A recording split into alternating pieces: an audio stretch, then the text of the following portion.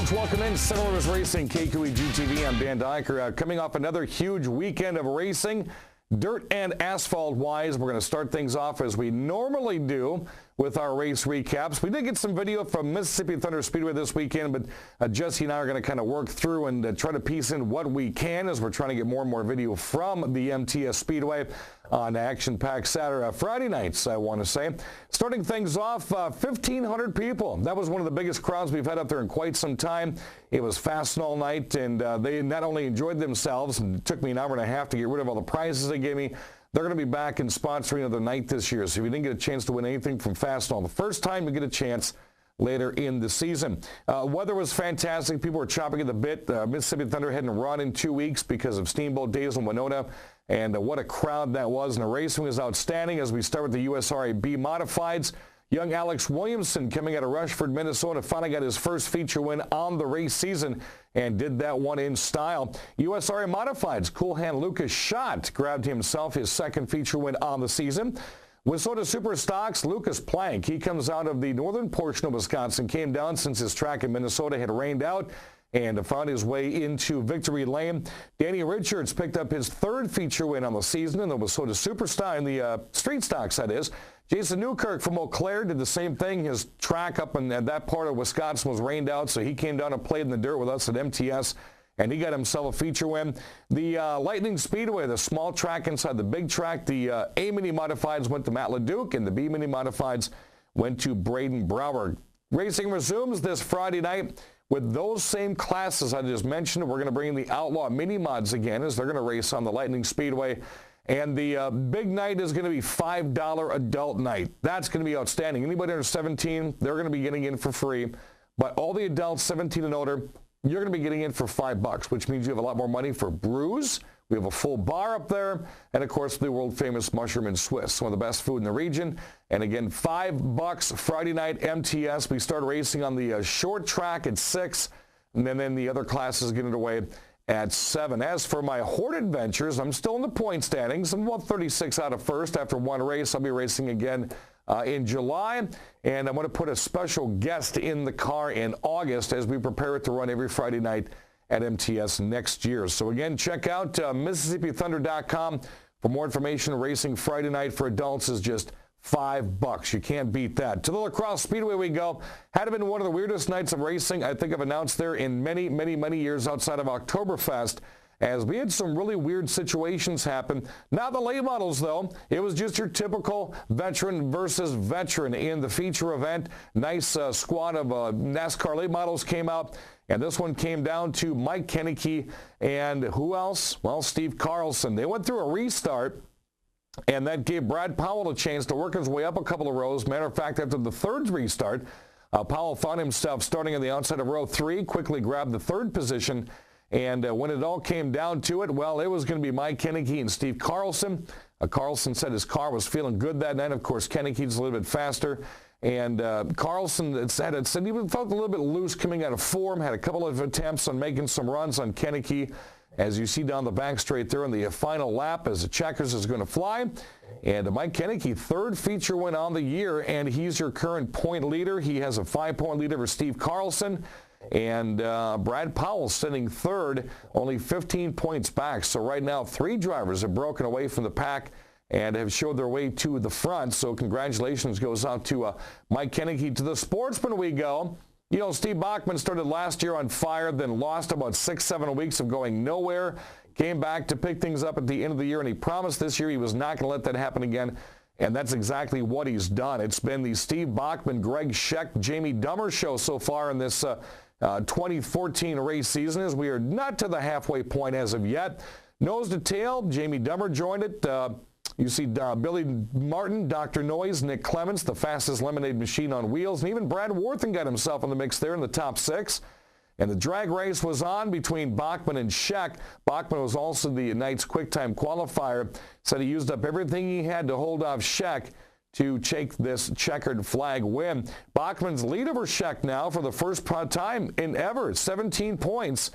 Nick Clements and Jamie Dummer, he leads both of them. They're tied for third by 23. So we've got 4 drivers and Billy Martin sitting out there to make this thing really interesting as we have yet to come to the halfway point. Thunder stocks we go.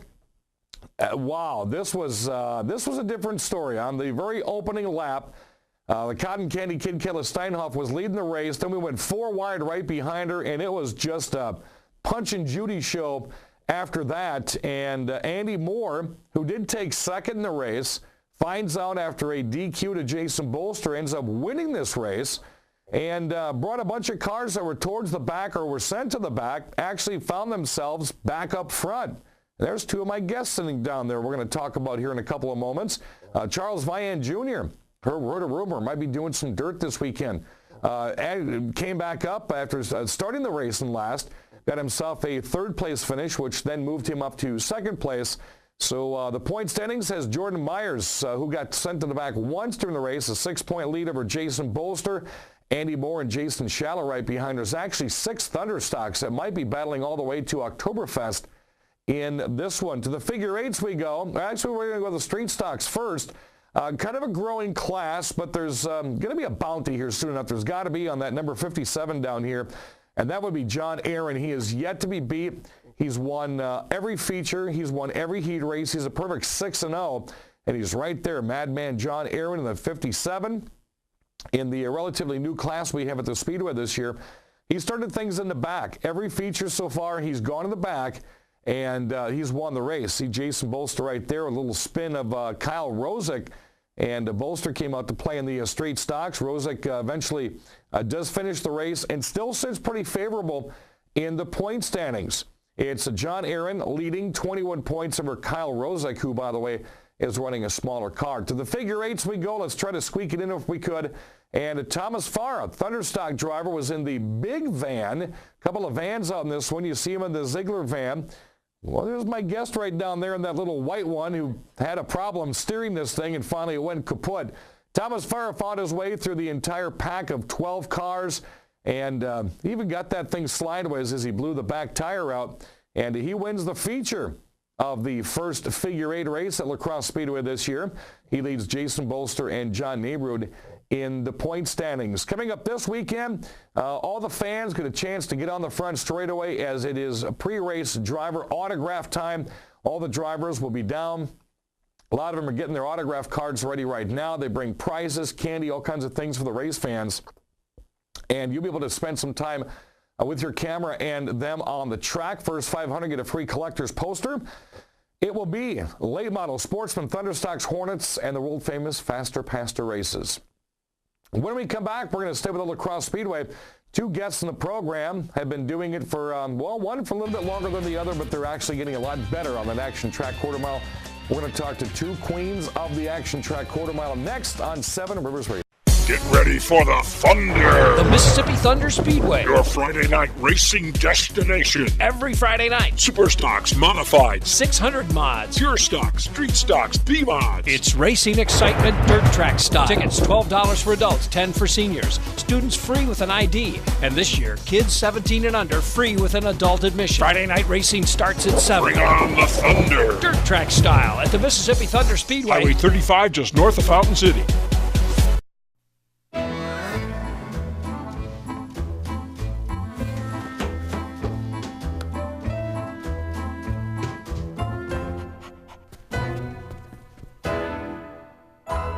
Some of the best moments in life happen at home. American Standard Heating and Air works smarter to make them all more comfortable. For a limited time, save over $600 on select American Standard systems. Call now for details. Holman American Legion Post 284. It's all about veterans' rights, quality of life. The Legion belongs to the veterans it serves. The American Legion supports Holman High School sports and local NASCAR racing. Did you know the Legion is open to the public? Stop by for a cold one. Tuesday lunch is a home-cooked meal. Supper is Buck Burgers. Thursday, it's tacos. They can be the place for your wedding reception or meeting. Holman American Legion. It's for veterans and for the people of Holman. At Cousin Subs, we never settle for good. We always strive for better. Since 1972, we've been creating our signature Deli Fresh subs. We start with fresh bread that's baked every day. Then we freshly chop vegetables and slice the meat daily. It's how we do it, and always have. Why? Because you deserve better. We are back. Several was racing KQE GTV again, coming off a very exciting weekend at the Mississippi Thunder Speedway Friday night. This weekend, $5. And Abraham Lincoln gets you into the gates if you're an adult. If you're under 17, you're getting in for free, and that money can go towards all kinds of neat stuff. We got brand new apparel up there. You can try one of my huge Angus mushroom and Swisses. Get yourself a chicken basket and the world's best cheese curds, and have a good time. We had a big crowd last weekend, and if the weather plays favorable, we should expect another big crowd on Friday night. Saturday night at the Speedway, it's going to be loaded as we have pre-race autographs. The first 500 in get a collector poster. We've got late model sportsmen, Thunder stocks, the Hornets are back, and an always entertaining faster pastor race. So we take area congregations of their pastors. Some have not done it before. Some, like Pastor Andy and his son Andrew Burrow, they've done it before. But that's always interesting to watch some of these area pastors that have never raced on the action track quarter mile. They're going to be there as well, as are my two guests on the program. They run the Thunderstock class, and each race I see something different and something interesting, but they're getting better and better, and that would be Jacinda Paff and Miss Ricky Bobby, Kayla Ray Lockington. Hi, gals. Hi. Hello. Did you like that? Before we left for the break, I said some of the queens of the action track quarter mile. We need shirts now. Like Queen 1, Queen 2, Slam and Sammy would be Queen 3. Let's see, Steinhoff would be Queen 4, Eckelberg Queen 5. Because out of all those drivers, there's only 5 females racing. We got Melissa Rouge, too. Oh, Melissa Rouge. So there's 6. We have 6 queens of the Speedway. And so these are 2 of them, and it's good to have you guys on the program. You know, before we get deep into the conversation, I want to go back to this figure 8 race here, if we can. This was your first ever figure 8 race Saturday night. First ever figure 8 race. What'd you think? It was very fun, other than the fact that I didn't have power steering. Well, after that little collision right there, we see you park it right there on the wall. If we could stop that. What happened? Why couldn't you finish that? Well, I had no steering to turn around and come around the corner, and my tire just said goodnight, and I couldn't go anywhere. I saw just when you were coming around, there was about 6 laps in, maybe 2 or 3 to go. She was coming around the big tire towards the grandstand, and I saw you struggling with the steering wheel. I'm like, oh, she's going to hit the wall. Power steering was gone. There was no power steering, and the track was too small. I wasn't on the accelerator enough to keep the steering, so it was exciting. How did you get into the figure 8 race? I spoke up during the driver's meeting. Very nice. Now, kind of explain. You were explaining to me over the weekend about this. How did you get the choice of a van? Well, we were in the driver's meeting, and I was very ecstatic when they said, anybody interested in the figure 8? I was like, me. So anyway, Greg Oliver came over to my pit later on that night, and he said, since you were so ecstatic about racing the figure 8 race, I'll let you draw your key first. So we had an envelope with all the keys in, and I picked out the van. Would you have rather had a different vehicle, or did you like the van? I liked it, other than I couldn't steer it. But I wouldn't have wanted to be in one of those cars with all the big vans and the trucks. Especially after what was going on, because there was such a log jam around the, I don't even know how to call that. It would have been the 3rd and 4th turner on the tire on the right-hand side of the track. Everybody was stuck right there. Actually, you and Farah in the big van had the biggest advantage to push your ways through because of the size of your vehicles. Yeah, it made it easier than I'd say the little car probably wouldn't have been able to go through. So when is Miss Ricky Bobby, when are you going to do the figure 8s? Well, I did it once last year, so we'll have to see if I can do it again this year. Now, what were you driving last year? Car, van, truck? I had a little car. Okay, what'd you think? That had no shocks, so it was pretty bouncy. Nice. Yeah. No shocks, no power. That's what makes the figure 8 race that much more interesting. And you notice a lot of guys don't bring out their Thunder stocks or gals. Yeah. They don't bring out their Hornets because, well, there's a lot of colliding going on, and that's primarily why, because they're not nice cars. No. Yeah. But it's nice that Chuck supplies them, though. Yeah. Yep. So 2014, you've been racing 3 years now? 3 years and 3 races. Yeah, because the first year you came out towards the end of the year. Yep. Andy and Adam let me borrow their backup car, and the last 3 races in August. I think I got to spin her out and try it. And is this 2 for you? This will be it's 1.5, yeah. Look at that memory I have. Wow, good coffee today. Yeah. So I'll ask you right off the bat, what do you think? Because a lot of people, I talk to everybody at the racetrack during the week. Thank goodness for Facebook. And people talk about drivers, and they're always asking me opinions on this and that, and I never give an opinion, but I'll get in the conversation. After the first year, some folks didn't think you'd come back. I didn't give up. It's fun. We have a few bugs we need to get out of our cars still this year, but I have to thank a lot of people that are racing with me because they've been helping me a lot this year and trying to figure things out. And then you have two advantages to your race team or your racing program. First off, Mom and Dad are no strangers to the racetrack. Definitely not. Talk to us about that. Well, my dad has won championships. My mom has too. They're a huge help. They know exactly what to do, like how to get me out of a situation, so I just have to talk to them about it. If they could hop in a car again, they would. My dad might be out here a few times in Outlaws this year, so we'll have to see. Outlaws? Yeah. That's got to be one of my growing favorite classes out there. Yes, definitely. So now beyond the parents, and I've talked to the show a lot of times, really getting people into the pits and what it's like to be at that racetrack. Is some of you, Jason Bolster shows up by himself. Yeah. He's got his female friend there every now and then, but he comes by himself. For the Thunder, and you look at the Hornets, a lot of them have like 4, 5, 6 different people working the cars. Is it neater of a situation to work by yourself with just your family in that car? Well, I wouldn't say just my family helps out. We have Brad Worthen helped me out a lot this past week, and Adam and Andy and Raymond and Jordan and all those guys have helped me out a lot. So I would definitely say it's nice to have everybody to help because everyone knows different things. So. And then beyond your mom and dad family, that family of Thunderstock drivers, a lot of those drivers have been out there 5, 6, 10, 15 years. I mean, they don't want to move another class. They like that class. They like that track. So you talk about Adam and Andy Moore, Jason Bolster. I mean, the experience those guys have on that track has really got to help you out. Yes, definitely.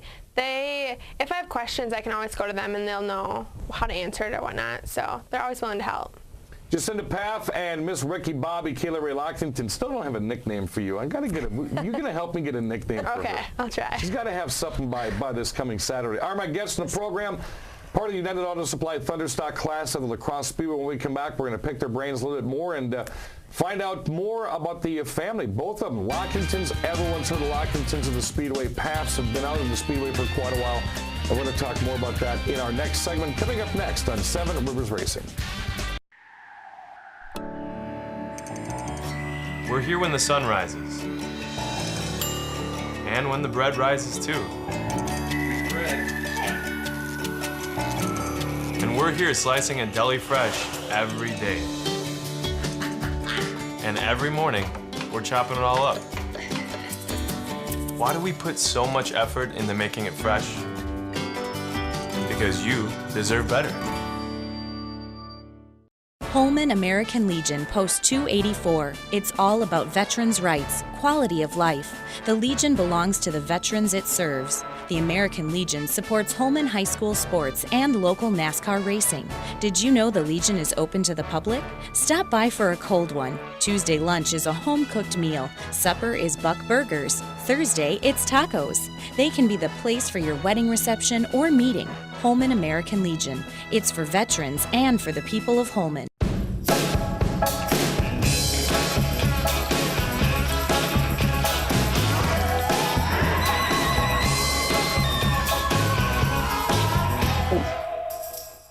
Some of the best moments in life happen at home. American Standard Heating and Air works smarter to make them all more comfortable. For a limited time, save over $600 on select American Standard systems. Call now for details.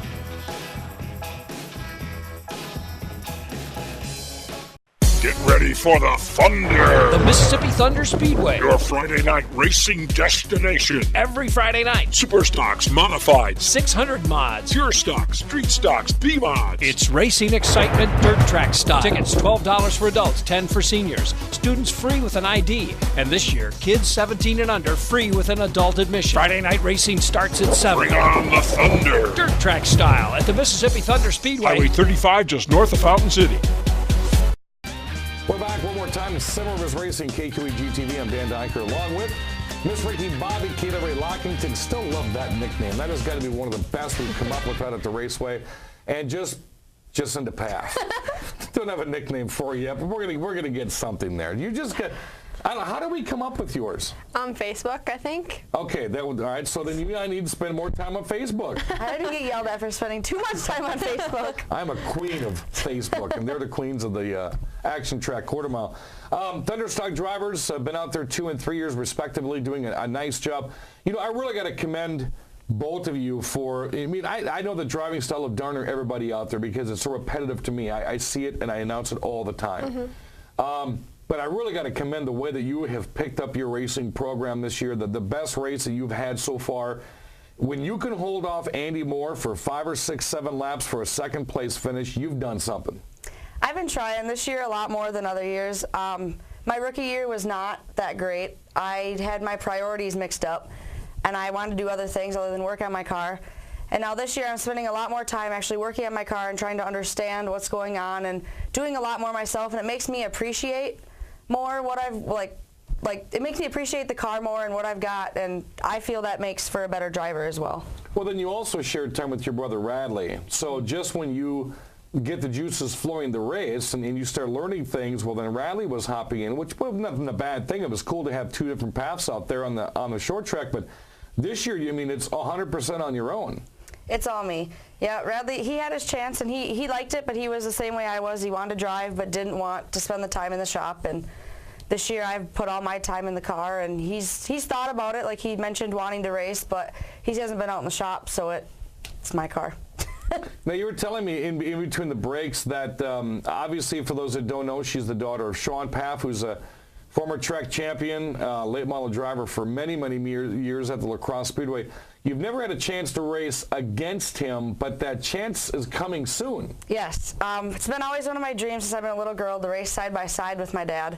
And it may not even be side by side. He may just pass me or whatever. But you got more experience, though. On the small track, I do. But we are talking about getting him out here within the next couple weeks, whether it's in my backup car. That's if I get my new one done. Or Adam and Randy Moore would let him hop in his car for one of the weeks just to see. So he'll be doing duels that night, the late models and Thunderstocks with me. Yeah, and that's one big thing that we've talked about the La Crosse Speedway for so many years as family. There's so many different family connections that have been out there since the early 70s that have raced different tracks that always come back to La Crosse. And, of course, the Paff family racing has been here for so long.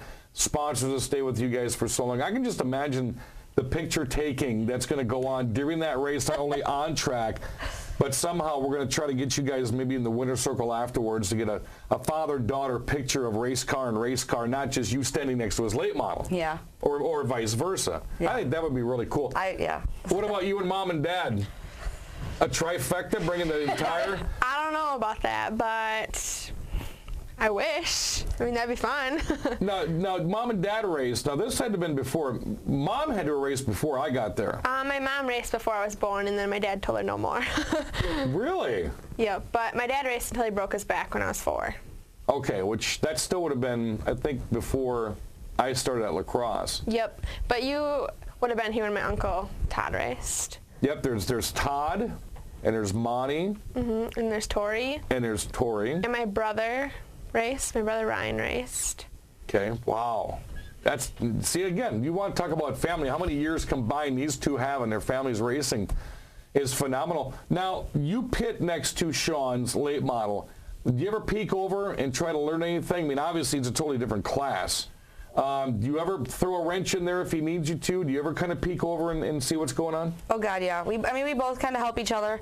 A lot of times in the shop, late models are easier to work on, hands down. Everything's really? nice and clean. Everything's put out whereas to mine, it's like a stock car, and everything's all tight and compact and dirty.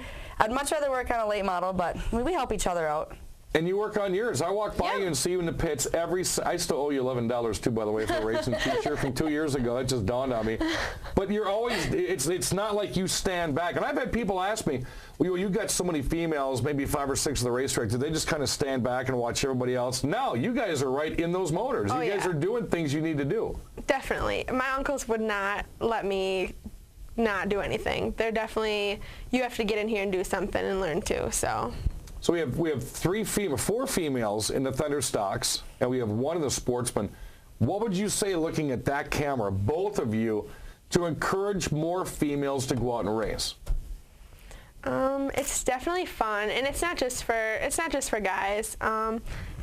We're people. Like, everybody can do the same thing. I'd encourage it. I have a blast, and I really like the feeling I get when I beat someone, especially a guy, and then like their overall reaction just gives me a little high. And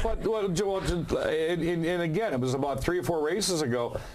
Andy Moore, outstanding longtime Thunderstruck driver, did everything he could to get past you and couldn't for second place. I mean, what were you feeling there, knowing that you beat Andy Moore? Well, it was quite I didn't really know what to say when I got back in the pits, because I was just in awe, and I don't know. Goals, future goals. Definitely just giving it my all. Don't give up. I get frustrated sometimes in my car because I know I can do better, but we've had a few bugs that I just can't. You just gotta learn from it and just give it what you got, I guess. Goals? Well, I guess my future, keep working like I am, take every race as it is, and I mean, hopefully move up eventually. That's my future goal. What would like to do is maybe get on the 5/8 mile one day? I don't know. It'd be fun, but I guess we'll have to see. We gotta get through this year first. One step at a time. Let's talk about your sponsors before we end the program. Of course, I feel proud to say that I do this because a lot of shows don't.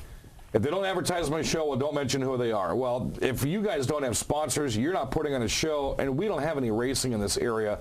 And I know Jacinda's had some longtime sponsors with Sean, but who do you have on board? Oh, I have some great sponsors. I'm sponsored by the Jungle Inn Storage, Rumors Bar and Grill, Lashland Dairy, Eagle Motors, and T-Lot Construction. And if it wasn't for them, I definitely wouldn't be out there right now. They're always there for me. And, of course, Mom and Dad and that entire Lockington racing family. Yes, definitely. Everybody puts in their time. Jacinda, how about sponsors for you? I got our big one out of Texas, which Scott Rand, he raced this past weekend. We got Durango Racing. My Aunt Spar, the Amber in Sparta. The hair artist of Sparta, which is my mom and her business. And then I got Fast Eddie's. And I've got a couple individual ones that have given me a couple, like $100 every now and then, like Carl Davenport and Randall's Tire Alignment. They've helped quite a bit with tires and all that. So everybody that helps out, just. And see, and I talk about that all the time. It doesn't take $10,000 to help somebody in a Thunderstock class or a late model class. Something here and there, maybe a tire, a gas card. $20 can go a long way when you're running Hornets and Thunderstocks, and even a late model or a sportsman. It doesn't matter. So anytime you see these two ladies or any other driver out there and you want to help support local racing and support what they're doing, which I love both of these gals. I've loved you guys since you've been out there.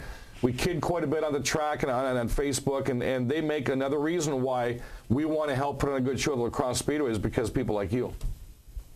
I feel a tear coming on.